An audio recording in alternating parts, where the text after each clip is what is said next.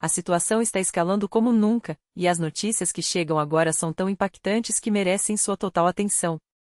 Enquanto o mundo observa a cada movimento, a Ucrânia faz um chamado ousado: a remoção imediata de Putin do poder e a instalação de um governo provisório na Rússia. Mas não para por aí, o embaixador ucraniano na Polônia, em um gesto de desafio simbólico, se declara pronto para assumir como governador de Moscou, caso a cidade seja liberada.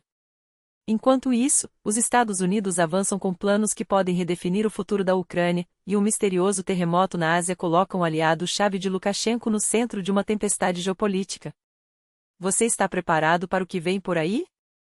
As Forças Armadas entraram em um ritmo de batalha sem precedentes.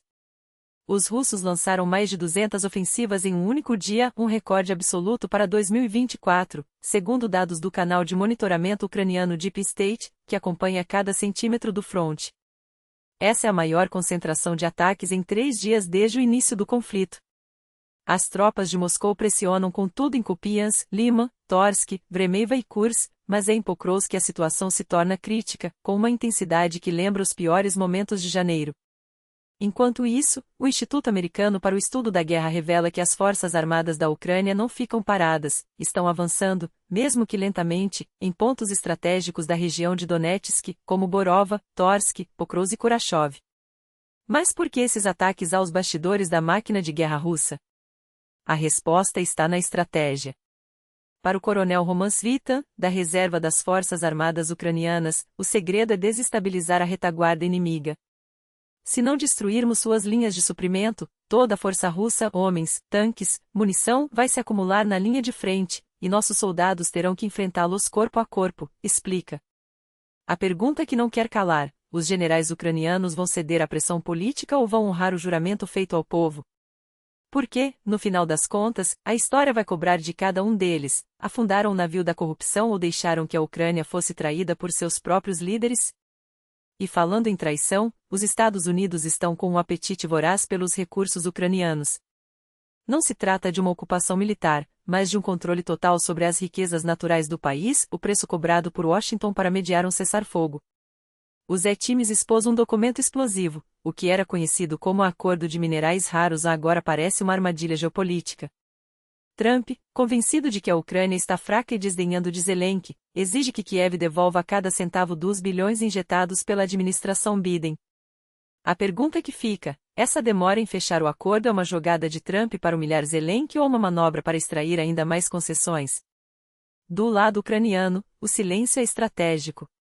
Mikhailo Podolyak, assessor da presidência, admite que as negociações estão em andamento, mas nega que haja uma versão final. Tudo ainda é especulação ou informações internas. Os Ministérios da Justiça e das Finanças estão analisando os termos. Só quando tivermos um documento oficial é que poderemos discutir seus reais impactos, afirma. Enquanto isso, fontes ocidentais revelam: Washington quer as mãos livres sobre petróleo, gás e toda a infraestrutura energética ucraniana. E o mais chocante: nenhuma palavra sobre garantias de segurança para Kiev. Será que a Ucrânia está sendo vendida em troca de uma paz ilusória? Do Kremlin, vem um recado claro e ameaçador: se a Ucrânia ousar atacar primeiro a infraestrutura energética russa, Moscou retaliará sem piedade. Dmitry Peskov, porta-voz de Putin, garante que, até agora, a Rússia cumpriu sua parte no acordo tácito de não bombardear usinas e redes elétricas. Mas não vamos ficar de braços cruzados se Kiev romper essa trégua, avisa. Enquanto isso, o Estado-Maior ucraniano acusa o Kremlin de manipulação. Segundo eles, os russos já quebraram a promessa, atingindo alvos em Kherson e Poltava. A resposta de Kiev é direta: nós só batemos em instalações militares. A Rússia quer nos fazer de bode expiatório para justificar seus próximos ataques. Em Londres, o novo primeiro-ministro britânico, Keir Starmer, não tem dúvidas: Putin está jogando sujo, ganhando tempo enquanto sua guerra ilegal continua. Não podemos permitir que ele arraste isso por anos. É hora de impor prazos rígidos, aumentar a pressão com sanções e deixar claro que a paciência do Ocidente tem limites.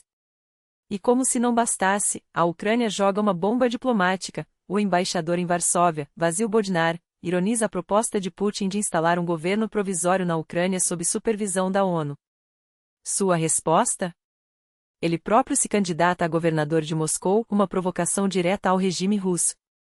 Enquanto o mundo se divide entre a guerra e a diplomacia, uma coisa é certa: cada movimento agora pode definir o futuro de milhões.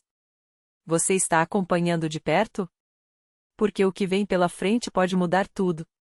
E lembre-se, sua voz importa. Compartilhe, comente, debata. Afinal, em tempos como esses, a informação é a nossa melhor arma. A Ucrânia não recua nem um milímetro. Em declaração contundente, as autoridades deixaram claro: a democracia ucraniana não se curva a pressões externas, muito menos a planos de tutela estrangeira. Quando o estado de guerra terminar, realizaremos eleições presidenciais sem interferência da Rússia, sem ingerência da ONU, sem qualquer sombra de dúvida sobre nossa soberania. A mensagem é uma só: a Ucrânia não é peça de xadrez geopolítico. É uma nação que decide seu próprio destino. E se alguém ainda duvidava da determinação ucraniana, o embaixador Vasily Bodnar, representante da Ucrânia na Polônia, deixou a resposta em tom de desafio: Moscou sob a administração ucraniana? Por que não? Quando a Rússia começar a se desintegrar, e isso é uma questão de tempo, serei o primeiro a me candidatar a governador dos escombros do regime de Putin. A ironia é cortante, mas o recado é sério: a Ucrânia não apenas resiste, como já planeja o dia em que a balança do poder irá pender do outro lado. Já trabalhei na embaixada em Moscou. Conheço bem aquele sistema podre. Se for preciso assumir o controle para reconstruir o que restar, estarei pronto. Não é retórica. É estratégia.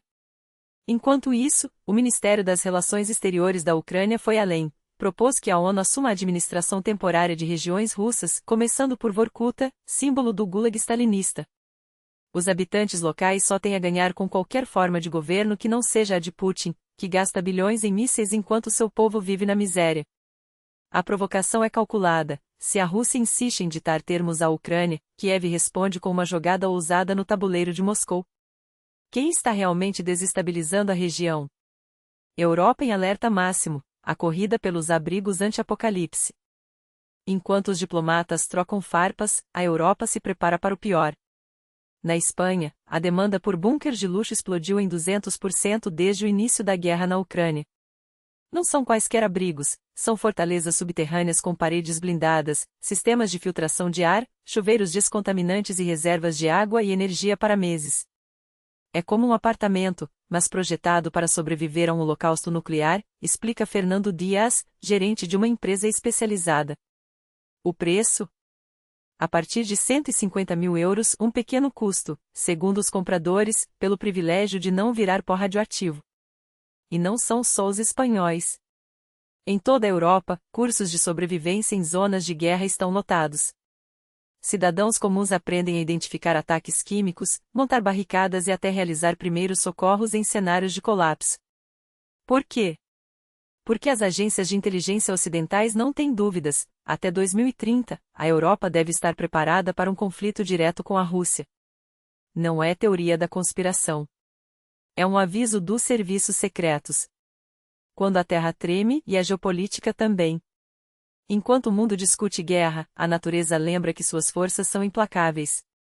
Um terremoto de magnitude 7,2 sacudiu Mianmar, deixando mais de 100 mortos e cidades em ruínas. O epicentro? Próximo a Mandalay, mas os tremores foram sentidos até Bangkok, Nova Delhi e Pequim. 12 réplicas se seguiram, mantendo a região em estado de emergência.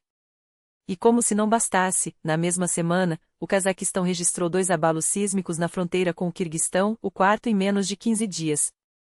Curiosamente, no meio do caos, um nome chamou a atenção: Viktor Krenin, ministro da Defesa da Bielorrússia e aliado próximo de Lukashenko, estava em Mianmar em missão oficial quando o desastre ocorreu. Sobreviveu ileso. Coincidência? Ou um sinal de que, mesmo em meio a catástrofes naturais, os fios do poder nunca se rompem? A Ásia Central se movimenta e o jogo é por sobrevivência. Enquanto o Ocidente se blinda, as repúblicas da Ásia Central apertam fileiras. O presidente do Uzbequistão, Shavkat Mirziyoyev, viajou a Astana para um encontro não oficial, mas estratégico, com seu colega caçaco, Kassym-Jomart Tokayev. Sem protocolos, sem discursos vazios. Apenas uma mensagem clara: união ou colapso. Os temas? segurança regional, comércio, energia e água, recursos que, em tempos de crise global, valem mais que ouro. Não é só sobre economia. É sobre garantir que nossa região não vire um campo de batalha entre potências, afirmam fontes próximas às negociações. Com a Rússia instável e a China em expansão, a Ásia Central sabe: quem não se une, será engolido. E enquanto o mundo arde, a terapia que cura sem palavras. Em meio a tantas notícias duras, uma luz, Nelton Mount Kennedy, na Irlanda, onde animais estão salvando vidas. Cães, cavalos e até lhamas são usados em terapias para veteranos de guerra, crianças com autismo e sobreviventes de traumas. Eles não julgam. Eles apenas amam. E às vezes, isso é tudo que uma pessoa precisa para voltar a acreditar na humanidade, conta uma voluntária. A pergunta que fica: enquanto uns constroem bunkers, outros apostam em alianças. Uns desafiam impérios, outros se preparam para o pior. Você está pronto para o mundo que vem aí? Porque uma coisa é certa: o futuro não espera. Compartilhe, reaja, debata. Sua voz pode ser a diferença entre a guerra e a paz. E lembre-se, a próxima notícia pode mudar tudo. Até lá, fiquem atentos e não deixem que o medo os paralise. A história está sendo escrita agora. E você faz parte dela.